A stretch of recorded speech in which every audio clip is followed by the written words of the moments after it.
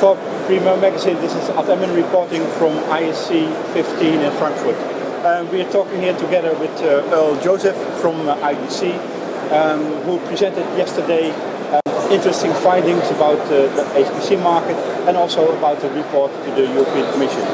Welcome. Oh, thank you very much. Okay. Can you just start with telling a little bit the highlights from what you told yesterday about the market in general? Sure. So the HPC market is back into a growth mode, especially first quarter this year. It appears to be growing at least 10%. We are seeing some very substantial increases in various parts of the market. For example, the financial sector is growing much faster than we expected, and we'll actually be restating some of our historic numbers to show that growth in the financial sector. The other sector that we're seeing the largest growth rate is the combination of big data and high performance computing, and we call that HPDA, or high performance data analytics, and that's the highest growing segment at the moment. Okay, thanks a lot. So the financial market is growing very strongly, when I understand correctly. Yeah. Yes, the financial market is growing very strongly, and it's growing strongly in some new areas also. The traditional areas of, trading and as far as backroom analysis of options and so on, that's growing well, but there's a whole new set of services that the financial companies are developing for the broader market. Some of those you're seeing today, but many will be invisible. They're going to show up on your phone and your PCs, the internet and that, but just tremendous amount of new services.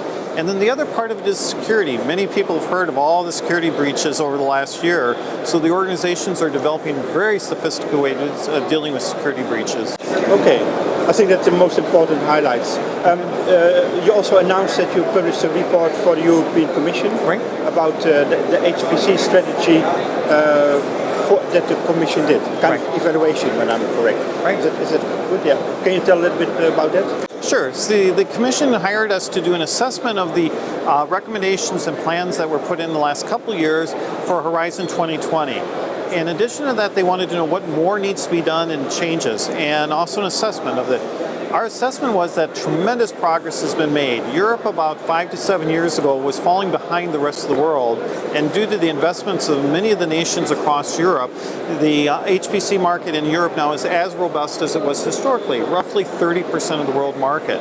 In addition to that, we're recommending that Europe launch 2 exascale initiatives, where in 2020 there would be something maybe a quarter, half of exascale machine, again 2 of them, and then by 2022 the 2 final actual exascale machines. So you could say that Europe has been catching up. Right.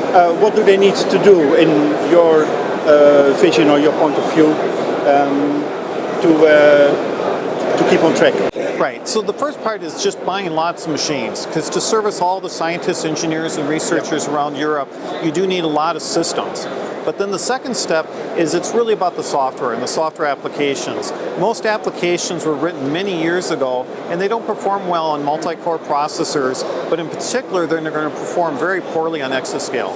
So the biggest thing I think Europe has to do, and the rest of the world, is to redesign the applications to work well in the new type of hardware. Is it also important to develop new hardware or to be involved in that? So in our original recommendations 3 years ago, we recommended that Europe does not invest much in new hardware.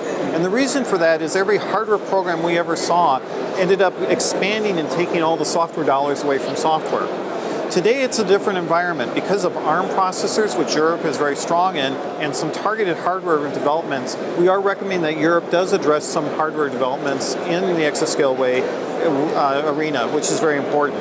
The software side, we always recommended major investments because Europe is so good in software, has a lot of leadership areas, and can leverage that very well.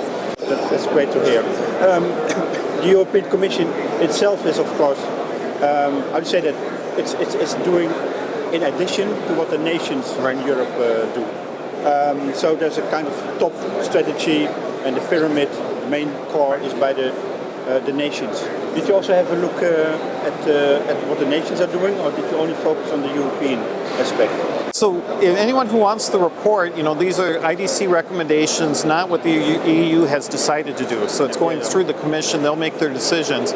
But in the report itself, we do evaluate all the countries of Europe individually. We identify which ones have invested heavily, which ones need to do more. And in many cases, the smaller nations need to work more in partnership with the larger one to be able to get access to the largest systems. So the whole report has a recommendation by nation also. The landscape with the industry is changing continuously. Some companies stay the same, others merge or are taken over. So what's your idea about that? So right now, as you said, we're going through many changes as far as market shares, vendors, and the whole landscape. The biggest change is that for the last 10 years, HP and IBM have been close to being tied as far as market leaders, around 30%. And then the second tier was Dell at 15%, number 3, and then a lot of small players. That has now entirely changed. As of January 1 this year, the Lenovo IBM arrangement has become official. So right now, HP is the market leader. They have about a third of the market, and then it drops down very quickly to companies that have 15% share, and that's Dell and Lenovo. And Dell is doing very well also. But then after those three, it drops down dramatically. IBM's share right now is on the order of 5%. And so that's a dramatic change in the industry. And then we're seeing other vendors like Cray that are gaining a lot of market share, but all the Chinese vendors are doing extremely well right now. And most of the Chinese vendors are now expanding into Europe and other regions of the world. In Europe, we also have some big vendors like Atos Bull, which said that they will aim at the exaflop machine together with the CAA. There are some other companies active. What's your opinion about the European hardware industry? So the European hardware industry is doing extremely well these days. Atos Bull, as you mentioned, is developing an exascale program. They've worked very closely with CEA, and they've made some very positive progress, and particularly in the UK, they've had some very good sales successes. We're also seeing a lot of the other companies within Europe, for example, ARM initiatives are everywhere. The Barcelona Supercomputer Center with their ARM project is being watched by everyone around the world because people are very excited about that. So we see a revitalization of the European hardware industry right now. So one thing in closing, we'd like to really thank all the organizers of ISC because we find ISC is one of the greatest environments for us to learn. And we learned just a tremendous amount of information this week about the vendors, new products, what users are doing. And the industry is changing so much right now. You really need events like this in order to learn and share ideas and develop a stronger industry. Okay, thank you, Earl. Sure. For Prima Magazine, this was Ad Emmen reporting.